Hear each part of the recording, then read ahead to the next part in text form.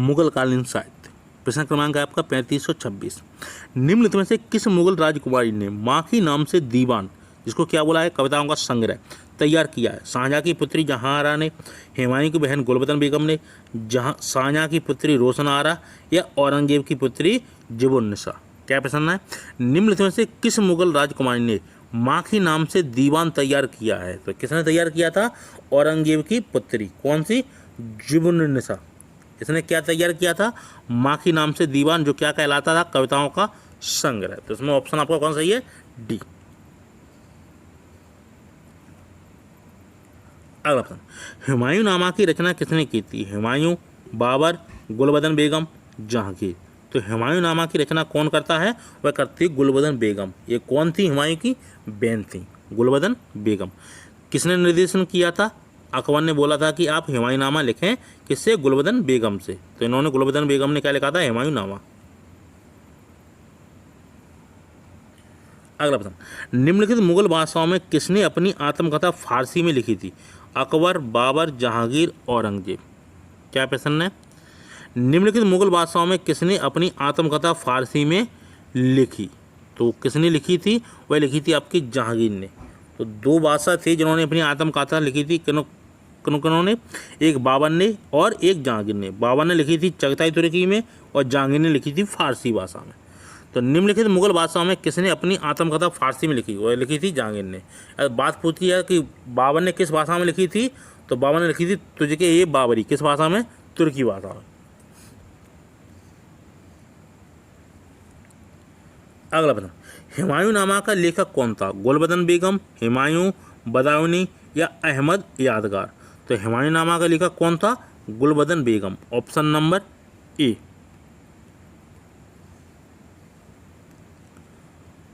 अगला प्रश्न, निम्न में से किसने मुगल काल का ऐतिहासिक विवरण लिखा है? नूरजहां बेगम, गुलबदन, जहांआरा बेगम, या ज़ुबुन्निसा बेगम? क्या प्रश्न है?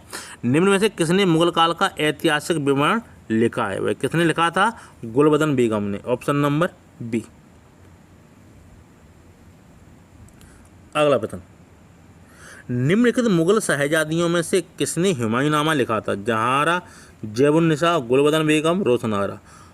तो हुमायूंनामा किसने लिखा है आपका? गुलबदन बेगम ने। Option number C. तो जहांगीर की बहन थी गुलबदन बेगम। अगला प्रश्न, लीलावती का फारसी अनुवाद करने वाला था? बदायूनी, दारा शिकोह, अबुल फजल, फैजी? क्या प्रश्न है? लीलावती का फारसी अनुवाद करने वाला था, तो वह कौन था? वह था आपका फैजी। Option number D. तो लीलावती का फारसी अनुवाद किसने किया है? फैजी ने। अगला प्रश्न, भास्कराचार्य की कृति लीलावती का फारसी में अनुवाद किया था? फैजी ने, अबुल फजल ने, दारा शिकोह ने, अलबर्नी ने? तो लीलावती का फारसी अनुवाद किसने किया है? फैजी ने। Option number A. अगला प्रश्न, निम्न में से कौन मुंतखब उल लुबाब का लेखक था? अब्दुल कादिर बदायूनी, नियामुद्दीन अहमद, खफी खां, रिज़कुल्लाह मुश्ताकी? तो मुंतखब उल लुबाब का लेखक कौन था? वह था आपका खफी खां। Option number C. तो निम्न में से कौन मुंतखब उल लुबाब का लेखक था? खफी खां। अगला प्रश्न, खफी खां को मुंतखबुल लुबाब की रचना गुप्त रूप से करनी पड़ी, क्यों? इसमें कुछ अंश औरंगजेब की नीतियों के विरुद्ध थे। इसमें दिया गया वृत्तांत राजद्रोहात्मक था। औरंगजेब इतिहास लेखन के विरुद्ध था। उसने फारसी भाषा में लिखा था। तो क्या प्रश्न है आपका? खफी खां को मुंतखबुल लुबाब की रचना गुप्त रूप से करनी पड़ी, क्यों करनी पड़ी? कि औरंगजेब इतिहास लेखन के विरुद्ध था, इसलिए इसने क्या किया था? गुप्त रूप से रचना की थी। किसकी? मुंतखबुल लुबाब की। किसने? खफी खां ने।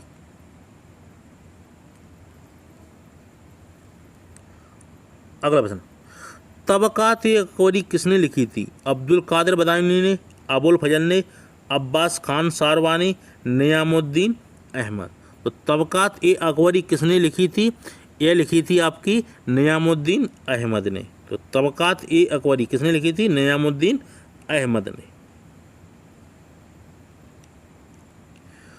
अगला प्रश्न, तबकाते अकबरी का लेखक कौन था? ख्वाजा निजामुद्दीन अहमद, बदायूनी, अबुल फजल, ख्वांद मीर। तो तबकाते अकबरी का लेखक कौन था? Khwaja Nizamuddin Ahmad, option number A. अगला प्रश्न आपका 3538, योग वशिष्ठ का फारसी अनुवाद किसने किया था? फैजी, अलबनी, नामदेव, दारा सिकों। क्या प्रश्न है? योग वशिष्ठ का फारसी अनुवाद किसने किया था? वह कौन था? दारा सिकों ने। दारा सिकों ने काफ़ी रचनाओं का फारसी में अनुवाद किया था, यानी काफ़ी बड़ा ये विद्वान था और शाहजहाँ का वास्तविक उत्तराधिकारी था। कौन? दारा सिकों। लेकिन औरंगजेब ने शाहजहाँ को कैद करके इसका कत्ल करके गद्दी हत्या ली थी। किसने? औरंगजेब ने। तो योग वशिष्ठ का फारसी अनुवाद किसने किया था? दारा सिकों ने। इसको द्वितीय अकबर भी कहा जाता है। किसको? दारा सिकों को। अगला प्रश्न, निम्नलिखित में से किसे एक की महत्वपूर्ण कृतियों रामचंद्र का एवं रसिक प्रिया की रचना की थी? मतीराम ने, केशव ने, रसखान ने, सेनापति ने। क्या प्रश्न है? निम्नलिखित में से किसे एक की महत्वपूर्ण कृतियों रामचंद्र का एवं रसिक प्रिया की रचना की थी? किसने की थी? केशव ने, ऑप्शन नंबर बी। तो रामचंद्र का एवं रसिक प्रिया किसकी रचना है? केशव की। अगला प्रश्न, मुगल काल में जिस मदरसे ने मुस्लिम न्याय शास्त्र की पढ़ाई में विशिष्टता हासिल की वह स्थित था? दिल्ली में, लखनऊ में, सियालकोट में, हैदराबाद में। तो मुगल काल में जिस मदरसे ने मुस्लिम न्याय शास्त्र की पढ़ाई में विशिष्टता हासिल की वह स्थित था, तो वह कहाँ स्थित था? वह था आपका लखनऊ में, ऑप्शन नंबर बी। अगला प्रश्न, तुझके बाबरी किस भाषा में लिखा गया? अरबी, फारसी, तुर्की, उर्दू। क्या प्रश्न है? तुझके बाबरी किस भाषा में लिखा गया था? तो ये लिखा गया था आपके तुर्की भाषा में। किसकी रचना है? बाबर की रचना है। चगताई तुर्की में लिखी गई थी। किस में लिखी गई थी? चगताई तुर्की में।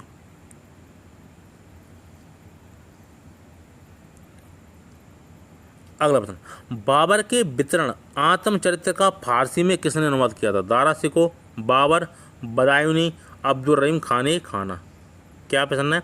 बाबर के वितरण आत्मचरित्र की यानी आत्मकथा जो बाबर ने लिखी थी का फारसी में किसने अनुवाद किया था? वह किया था अब्दुल रहीम खाने खाना। किसके समय? अकबर के समय। अगला प्रश्न, तुझके बाबरी का फारसी में अनुवाद किसने किया? गुलबदन बेगम, बाबर, बदायूनी, अब्दुल रहीम खाने खाना। तो तुझके बाबरी थी का फारसी अनुवाद किसने किया था? अब्दुल रहीम खाने खाना। किसके समय? अकबर के समय में। अनवार ए सुहेली नामक ग्रंथ निम्नलिखित में से किसका अनुवाद है? महाभारत, पंचतंत्र, रामायण, सूरसागर। क्या प्रश्न है? अनवार ए सुहेली नामक ग्रंथ निम्नलिखित में से किसका अनुवाद है? तो किसका अनुवाद है? यह है आपका पंचतंत्र का, ऑप्शन नंबर बी। तो अनवार ए सुहेली नामक ग्रंथ निम्नलिखित में से किसका अनुवाद है? पंचतंत्र का। अगला प्रश्न, किस मुगल शाहजादा ने एल्बम रखा? दारा सिकों, जहांगीर, शाहजहां, उक्त में कोई नहीं। तो किस मुगल शाहजादा ने एल्बम रखा था? तो किसने रखा था? यह था ऑप्शन नंबर ए, दारा सिकों ने।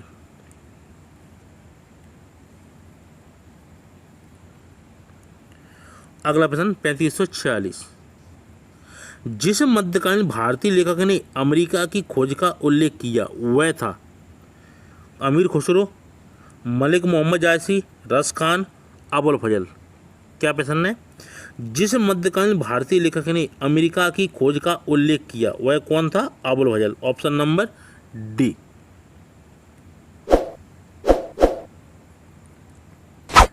अगला प्रश्न, सफीनात उल औलिया का लेखक कौन है? मोहसिन फानी, शेख अहमद सरहिंदी, दारा सिकों या जहांदार शाह। तो सफीनात उल औलिया का लेखक कौन है? तो वह कौन था? वह था Dara Shikoh, option number C. Shahjahan का पुत्र था दारा सिकों। तो सफीनात उल औलिया का लेखक कौन था? दारा सिकों। अगला प्रश्न, भारतीय शास्त्रीय संगीत पर सर्वाधिक फारसी कृतियों की रचना किस मुगल बादशाह के काल में हुई? जहांगीर, अकबर, शाहजहां, औरंगजेब। क्या है प्रश्न? भारतीय शास्त्रीय संगीत पर सर्वाधिक फारसी कृतियों की रचना किस मुगल बादशाह के काल में हुई थी? तो वह किसके काल में हुई थी? वह थी आपकी औरंगजेब, ऑप्शन नंबर डी।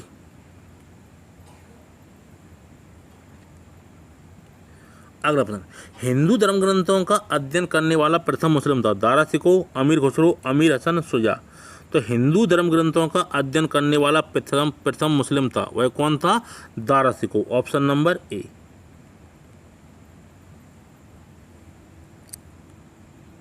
अगला प्रश्न, संस्कृत कृति कौन सी हितोपदेश का फारसी में अनुवाद किया था? ताजुल माली ने, दारा शिकोह ने, अब्दुल कादिर बदायूनी ने, अबुल फजल ने। क्या प्रश्न है? संस्कृत कृति हितोपदेश का फारसी में अनुवाद किया था, वह किसने किया था? वह था आपका ताजुल माली ने, ऑप्शन नंबर ए। तो हितोपदेश का फारसी अनुवाद करने वाला कौन था? ताजुल माली।